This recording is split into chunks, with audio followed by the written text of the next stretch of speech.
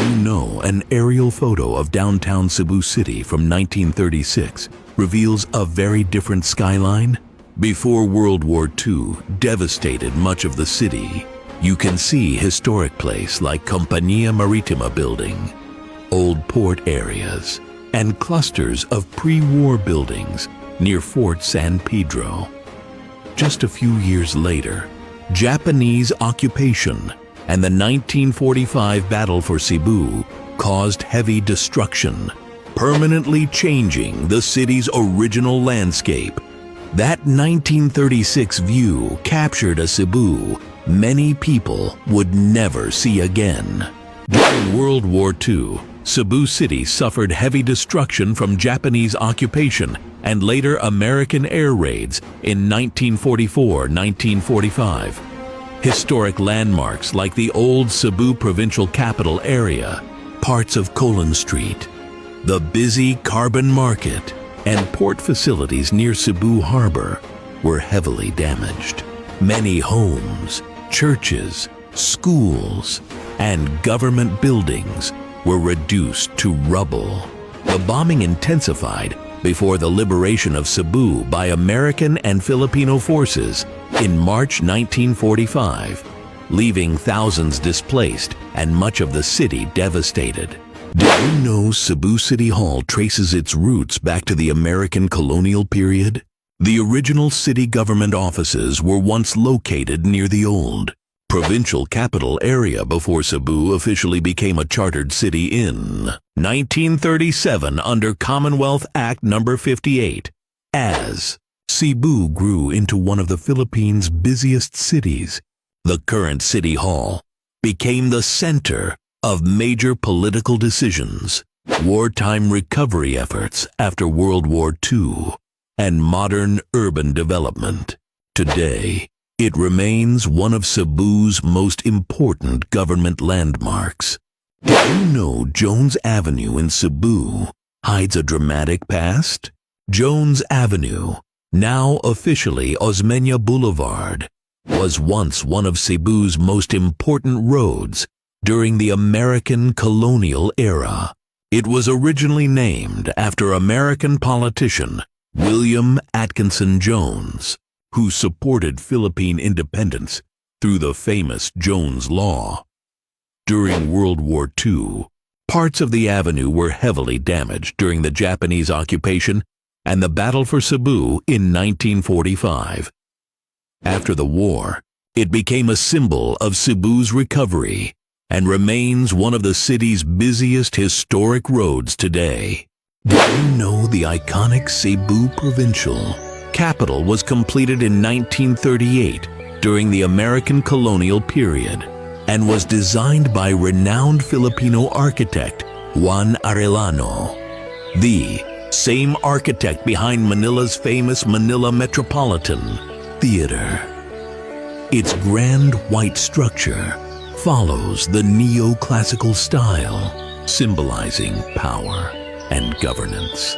During World War II, Japanese forces occupied parts of Cebu, and the capital area witnessed wartime tension as Cebu became a major battleground before liberation in 1945. General Maxilam Avenue was originally called Mango Avenue because the entire area used to be lined with large mango trees during the Spanish and early American periods. These trees naturally grew along the old road, giving shade and fruit to residents. As Cebu City became more urbanized after World War II, most of the mango trees were cut down to widen the road and build commercial establishments. The street was later renamed to honor General Arcadio Maxilom, a Cebuano hero of the resistance against Spanish rule. Did you know Cebu once had Japanese and Chinese-style bazaars on Magallanes Street? Nippon Bazaar and Taishio Bazaar were early foreign-inspired commercial shops along Magallanes Street, operating during the American colonial period in the early 1900s to pre-World War II era. Around 1920s, During 1940s, these bazaars reflected Cebu's role as a busy trading port influenced by Japanese and Chinese merchants before World War II disrupted old downtown commerce.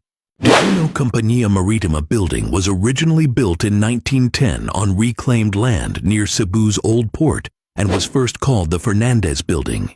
In the 1930s, it became the famous Shamrock Hotel, where travelers from ships could literally walk across the street to check in. Amazingly, it survived World War II bombings and later became the office of Compañía Marítima de Cebu, once one of the Philippines' biggest shipping firms. After the company went bankrupt in 1980, the building was abandoned and today remains one of Cebu's most haunting historic ruins. Did you know an entire Cebu street was named after a bloody revolution? Tres de Abril Street got its name from April 3rd, 1898, when Cebuano revolutionaries led by Leon Quilat launched an uprising against Spanish forces in Cebu.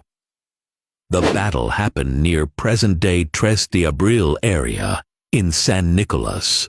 Many Filipinos fighting for freedom, and the street was later named Tres de Abril, meaning 3rd of April in Spanish, to honor that historic rebellion.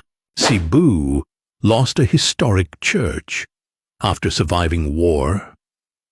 Did you know the old Recoletos Church in downtown Cebu City was built during the Spanish era, possibly in the 1780s, by the Order of Augustinian Recollects? Located along Magallanes Street, it was known for its beautiful neoclassical design. Amazingly, it survived World War II, but in 1964, the church and convent were demolished to expand University of San Jose Recoletos, a historic landmark, gone forever. Did you know? Around the late Spanish to early American period, old photos of Fort San Pedro show people standing on an open area right beside the fort, land that is now occupied by the historic Cebu City Post Office. Back then, that space had no modern government buildings yet and offered a clearer waterfront view near the old port of Cebu.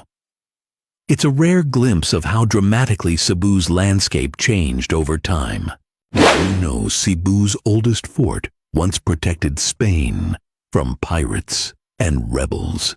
Fort San Pedro was first built in 1565 under Spanish leader Miguel López de Legazpi after arriving in Cebu.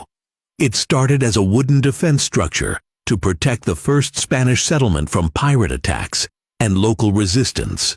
In 1738, it was rebuilt using stone and coral blocks.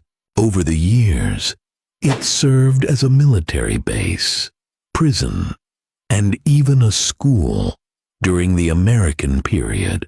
During World War II, Japanese forces occupied it. Today, it stands as the oldest triangular bastion fort in the Philippines and a major historical landmark in Cebu. Did you know this plaza hides a war history? Plaza Independencia in Cebu City is one of the oldest public plazas in the Philippines, once known as Plaza de Armas during Spanish rule. It served as a military defense area beside Fort San Pedro and later became a symbol of Philippine independence. During World War II, it was even used for military operations and gatherings, making it a silent witness to centuries of conflict and freedom. What if I told you Cebu's famous museum was once a terrifying prison? Museo Sugbo was originally built in 1871 as Cárcel de Cebu, a Spanish-era prison designed by architect Domingo de Escondrillas. Shocking fact.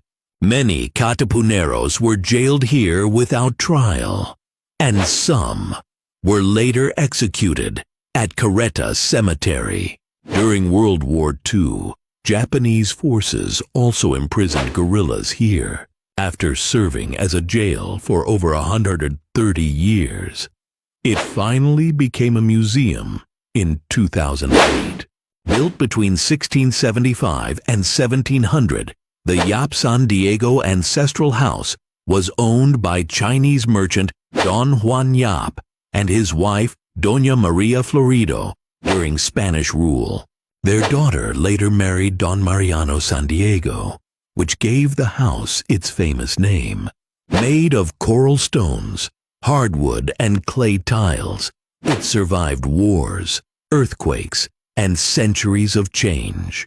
Today, it remains one of the oldest residential houses in the Philippines and preserves Cebu's rich Chinese-Filipino heritage. Did you know a historic convent in Cebu City became a fire station? The old Parian Convent was once part of the historic San Juan Bautista Church in Parian, one of Cebu's oldest districts, known for Chinese-Filipino trade during the Spanish era.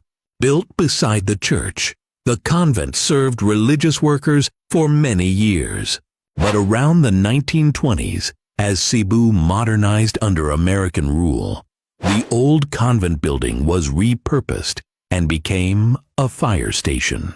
It's a rare example of how colonial religious structures were adapted for public service in early modern Cebu. This Cebu Street hides a forgotten trading secret. Manalili Street in Cebu City grew beside the historic Parian district, where Chinese merchants traded goods during the Spanish era in the 1600s. It became a major commercial route connected to Colon Street, now known as the oldest street in the Philippines. Historians say parts of old Cebu's original trade zone may have been around Manalili and Parian, not just Colon. Today, it remains one of downtown Cebu's busiest market streets.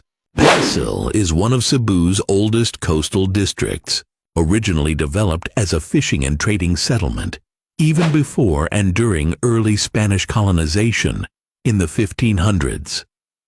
It became known for its busy river and portside communities, where goods, fish, and local trade flourished for centuries.